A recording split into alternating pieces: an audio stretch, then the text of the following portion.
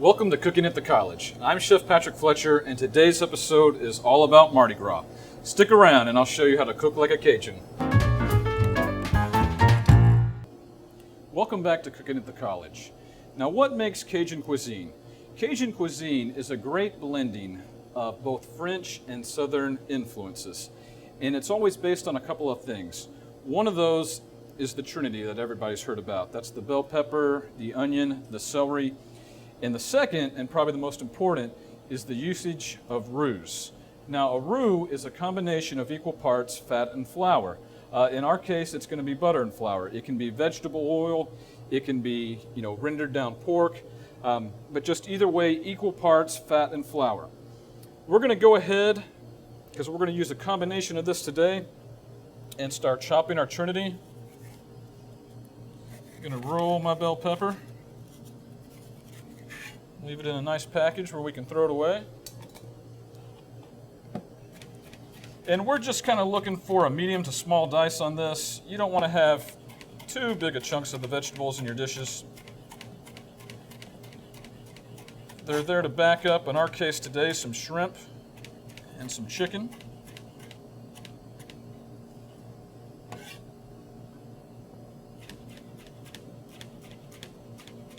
We're going to work our way through this bell pepper.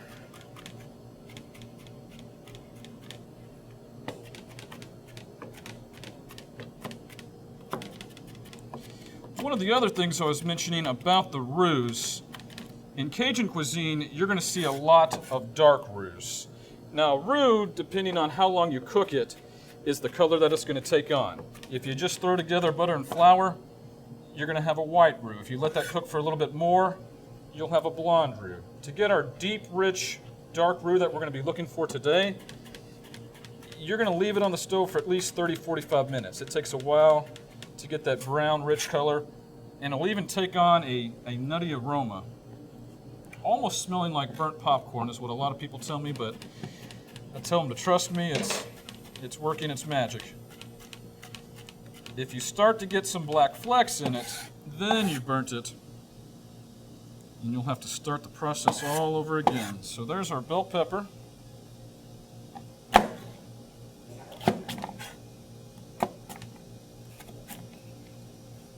We just chopped our celery in half. Now we're going to cut it in thirds.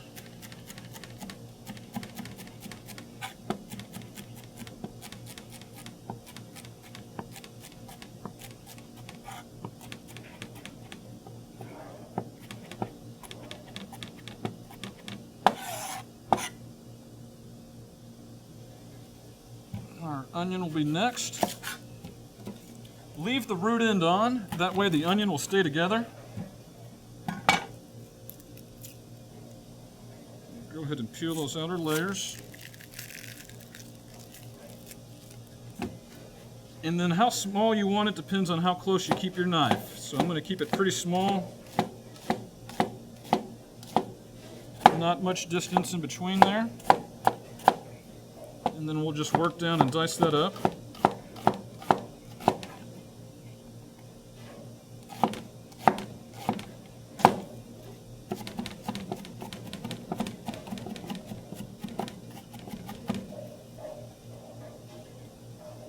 All right, and here's our trinity.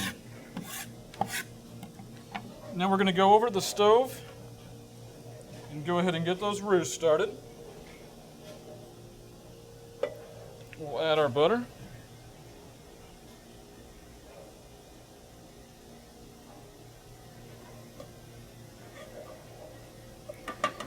As soon as that starts to melt a little bit, we'll get some of our flour in there. And just to repeat what I mentioned earlier, this can be vegetable oil, butter, a combination. And kind of one of my rule of thumbs is you're going to want this to look like wet sand, and you'll know that you've got the right consistency.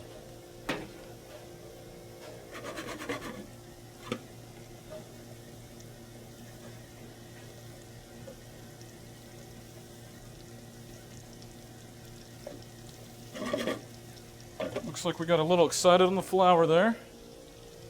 Add another piece of butter.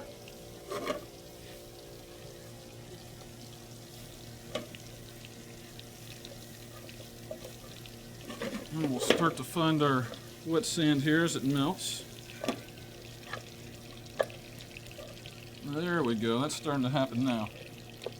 See how we're getting a little bit of that sandy look?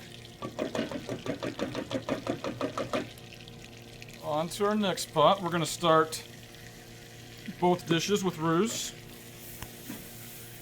Hey-o!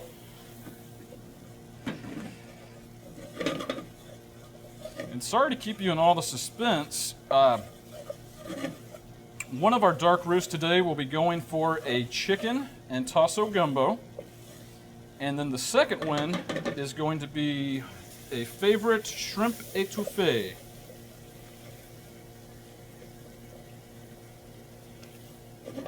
And I'm just going to turn these down a little bit and let them go ahead and work their magic. Now these roux are one of these things that do not forget about them. Have them on low and stir them every couple of minutes.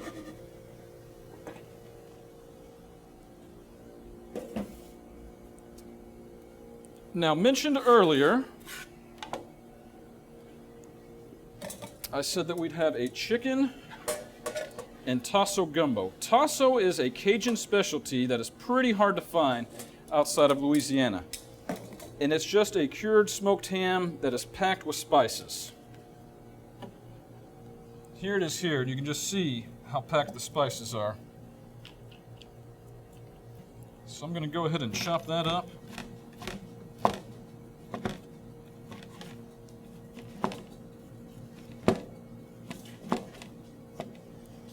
And I'm just going to go kind of a small dice on this as well, in a similar way that we were doing the vegetables.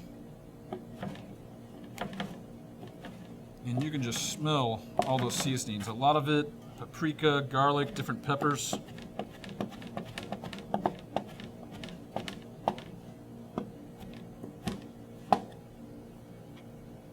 We'll take a couple rows at a time here.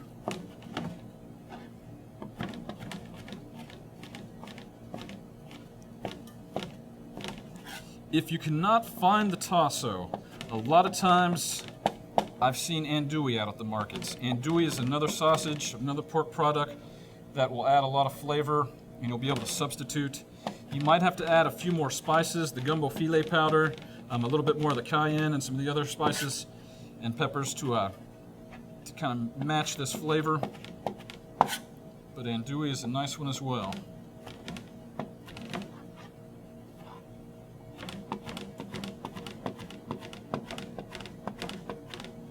All right.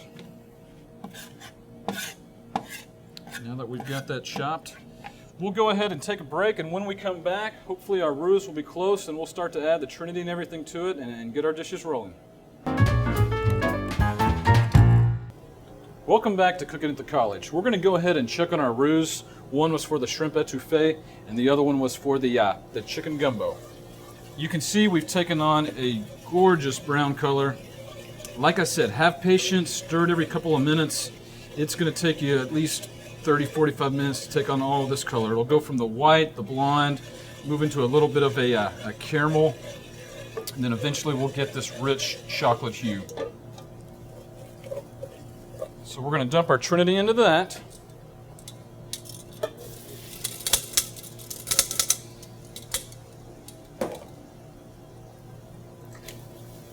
And we're looking to soften the veg up a little bit. So we're going to coat it in that roux. And let that cook for, about 3 to 5 minutes. Same with our second pot here. What's going to make the etouffee different, instead of just the proteins, it's also going to get a little bit of tomato in it.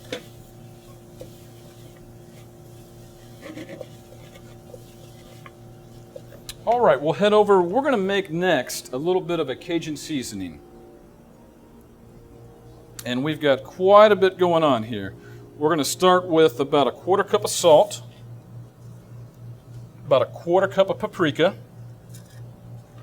3 tablespoons of cayenne. You can go a little bit less if you want. That does bring the heat up a little bit. 2 tablespoons of onion powder. A couple tablespoons of granulated garlic. We're going to do a little bit of black pepper. Oh, about a tablespoon. A tablespoon of white pepper. A couple teaspoons of dried basil. Same with the chili powder, a couple teaspoons. A teaspoon of dry mustard. Then we're going to do a little filet powder, about half a teaspoon. Let's do half a teaspoon on ground clove. The same with thyme. The same with some dried rosemary. A little bit of cumin. A little bit of allspice. And a little bit of nutmeg. Those last 3 are about 1/8 of a tea. They're just dashes. And that's some flavor, my friends. That'll go into our etouffee. A lot of spice, a lot going on, as you can tell. That's, you know, the Colonel has 11 seasonings. This must be what, 16? I think we have him beat. All right, gorgeous. We'll set that aside and use that here shortly. Head back over to our roux, see what's going on.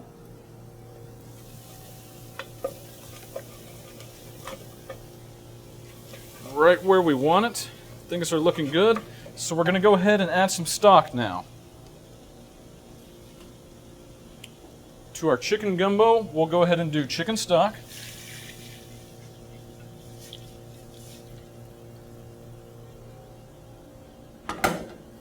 And then to the etouffee, I've got a little bit of shrimp stock.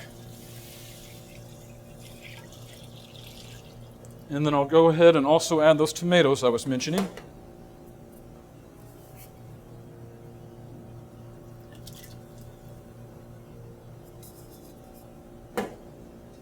As well as a couple shots of hot sauce. And with that, just use your favorite, Louisiana, Tabasco, whichever you prefer. I'll bring up my heat a little bit more now. Bring these to a boil, and then drop them down and let them cook for a little while. Don't forget about stirring the roux in the first few minutes. It can drop to the bottom and scorch. So even though you stirred and stirred and stirred earlier to get your color, you still need to in this process as well. And finally, we'll go ahead and start our third dish. I mentioned how important the roux was. Our third dish is going to be a riff on Oysters Rockefeller. Oysters Rockefeller is a classic dish from New Orleans. Actually started in Antoine's restaurant, which is still there, one of the most famous restaurants down in the French Quarter. Believed to be named after John D. Rockefeller because of its richness. It's a combination of oysters, spinach, butter, breadcrumbs, all those good things. So let's go ahead. We are actually, I jumped the gun a little bit, we're actually taking that dish, which is usually put back into the oyster on the half shell and broiled in the oven, and we've turned it into a soup. So I'm going to start with a little bit of butter again and create a roux yet a third time here. One of those foundations in Louisiana cooking. This one, because it's going to be a relatively clear soup, we're just going to take it to a white roux instead of getting one of those deep, rich colors. So we'll melt our butter here. Same exact thing mentioned earlier. We're looking for a wet sand look.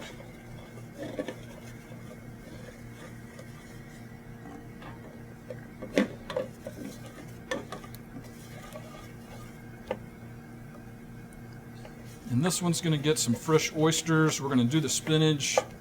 We're going to do some Parmesan. And finish with a little bit of cream just to make it that much more rich. We'll add a little more flour. And at home, when you're measuring, just equal parts. If you need a half cup of butter, match it with a half cup of flour. I've made enough roux that I look for this wet sand look, and I know when we're there.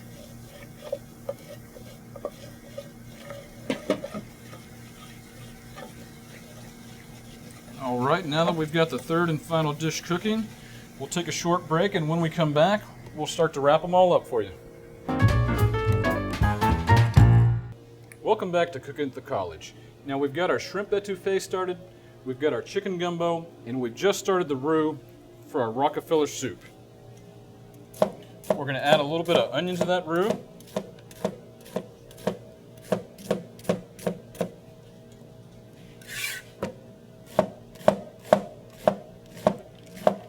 Cut the onion. Nice little small dice once again.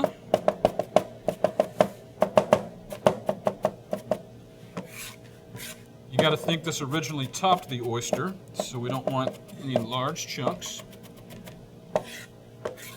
And we're going to keep that in mind with the soup. We'll go ahead and walk this over and add it to the roux. You can see we stuck with that white roux, completely different color.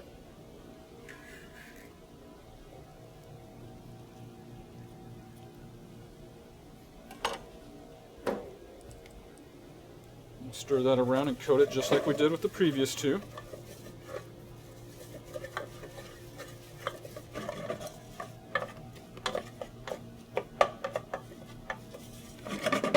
Nice and coated. I'll give that just a little bit longer to kind of sweat. Next to that, you can see how that roux has contributed to that deep color in our etouffee. And what a roux does, it's a thickener. This is what's going to help to thicken it and make that, that consistency that you're used to with the etouffee and the gumbo. It's got to go over rice and kind of coat that, smother it. Gumbo looks equally delicious right now. Now to our Rockefeller soup, we're going to add a little bit of stock also to create the soup. And what I'm first going to add is a little bit of oyster liqueur. This is going to be an oyster soup, and the oyster liqueur is the juices that you're left with when you open and shuck the oyster. I actually have my oyster swimming in here with it, so I'm going to kind of strain it. And because I've just got a couple cups of the liqueur, I'm going to back that up. I'm going to supplement that with a little bit of chicken stock. Very mild, so it won't take over that oyster flavor that we're looking for.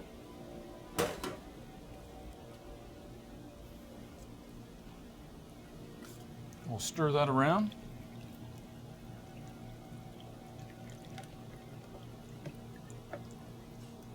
And once that roux gets dissolved in there, that's when we'll start getting some spinach and some of our other ingredients in. Now down the line here to the etouffee, I'm going to do a little bit of chopped parsley. That's probably about 2 tablespoons. The same with some green onion. Now that it's started to thicken, we'll add our fresh herbs. Don't want to add them too early, so they completely lose their flavor. That wonderfully aromatic and seasoned Tasso ham is going to go into the chicken gumbo.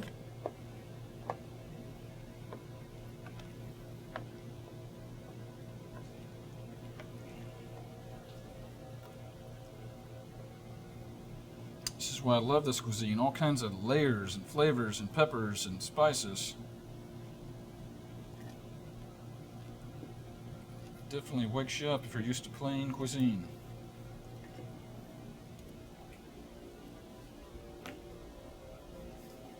That spice blend, that Cajun spice that we made a little bit ago, I'm going to throw in a couple tablespoons of that.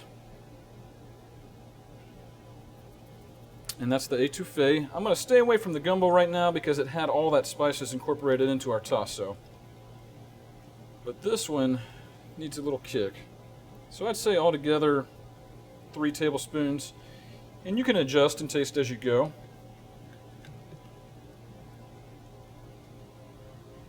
All right, that's going to kick the heat up a little bit.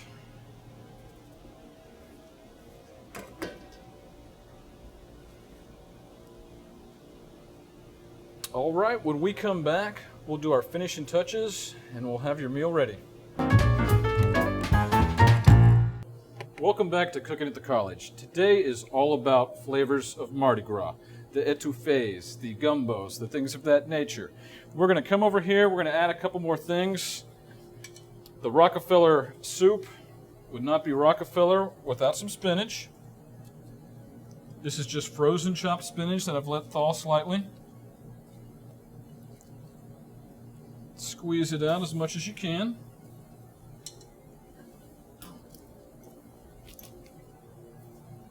We'll stir that around.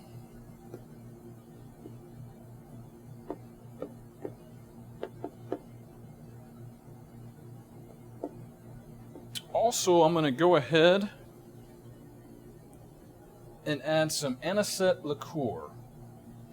Now this is just like the spice anise. It has a little bit of a black licorice scent and flavor. Pairs very well with seafood.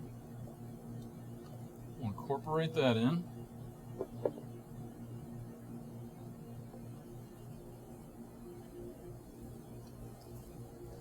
Next, we're going to go ahead and start preparing our chicken, which is going to go into the gumbo. Now, a lot of people will just throw their chicken in there. I thought, let's take it to the next level and let's fry it a little bit. So I'm taking chicken breast,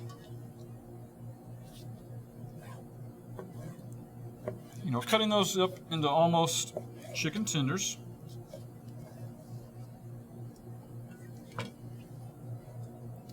I've found that I like to use egg yolk when battering, so I've separated some eggs to where we've just got the yolks.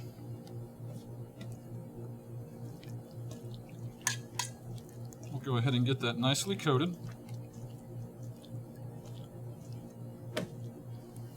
And then we're going to go into some seasoned flour. I keep it relatively simple. I have all-purpose flour, a little bit of paprika, some black pepper, some garlic powder, salt, and that's pretty much where I quit there. Now, one of the things you'll have to find yourself doing if you want to get better and better at cooking, a lot of times taste your flour. Make sure that there's enough salt in there. Make sure that there's enough pepper in there. Make sure you can taste the garlic. You should be able to taste all of those things, none of them being too overpowering. Otherwise, your product won't pick up all those flavors that you've added. So we'll go ahead and go over here to the fryers.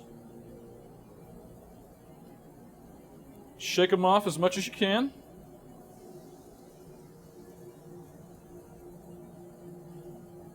Otherwise, you'll find yourself ruining your oil pretty quickly, even if you're doing it on your stovetop.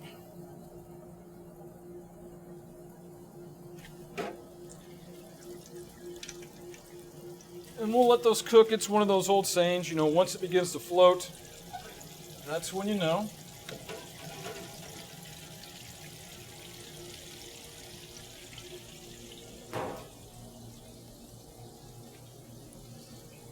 Also at this point, I'm going to go ahead and I'm going to add our shrimp. It doesn't really matter what size you're buying, unless you want the full shrimp in your presentation. I've chopped mine up, so there's going to be nice little chunks, as you can see, once they start to cook through.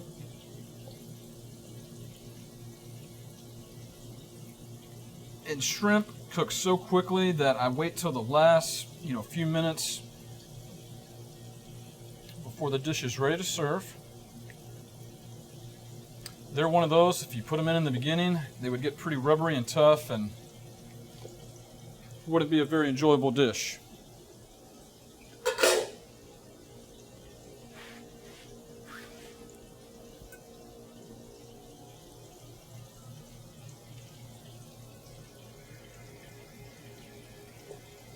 Moving back to the Rockefeller soup, we're going to go ahead and add a little bit of Parmesan.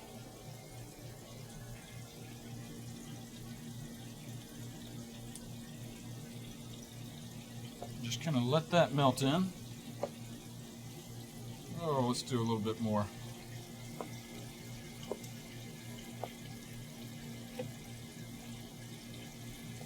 Alrighty. right, that one's coming along nicely.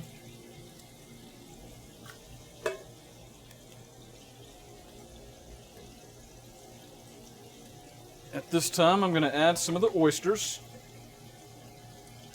Almost like the shrimp, the oysters do not need very much cooking at all. You're really just looking to take the chill off of them.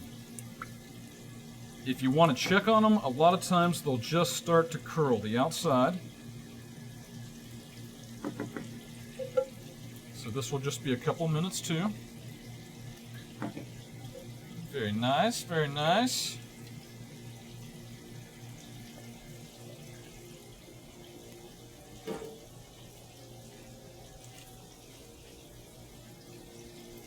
We'll go ahead and check on our chicken. I'm sure it's ready by now. As you can see, it's starting to float, which is a good sign. Got a little bit of a golden brown color going here.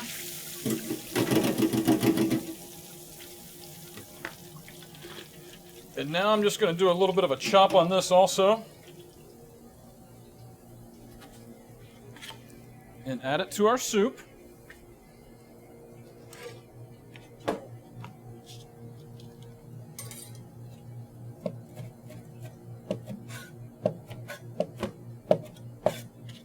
Use my towel to protect me a little bit. It's nice and hot from the oil.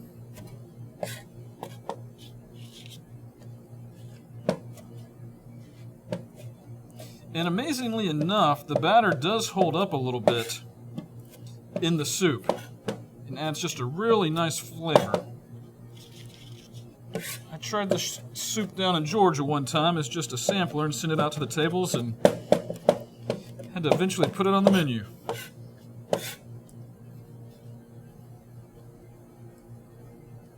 We'll go ahead and stir that in.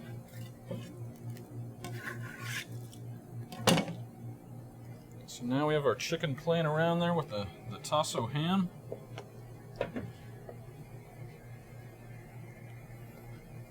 In good shape.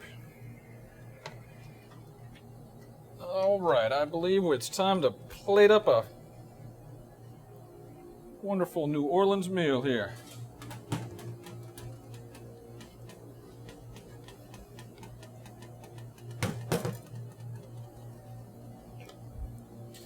Now, both gumbo and etouffee are traditionally served with white rice. So we're going to lay that down as a base.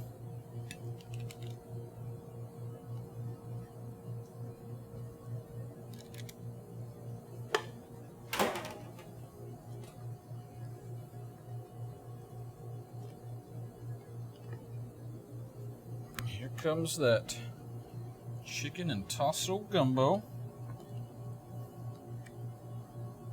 Smelling quite nice right now.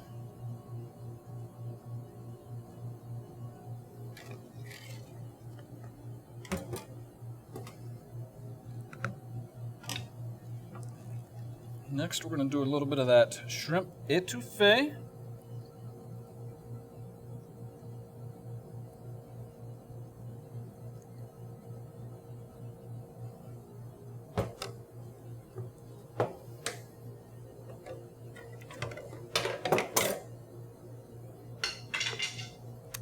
Then finally, here comes that Oysters Rockefeller soup. We took a traditional dish that's usually served on the half shell and broiled. Took all those flavors, turned it into soup. We'll top these with a little bit of green onions.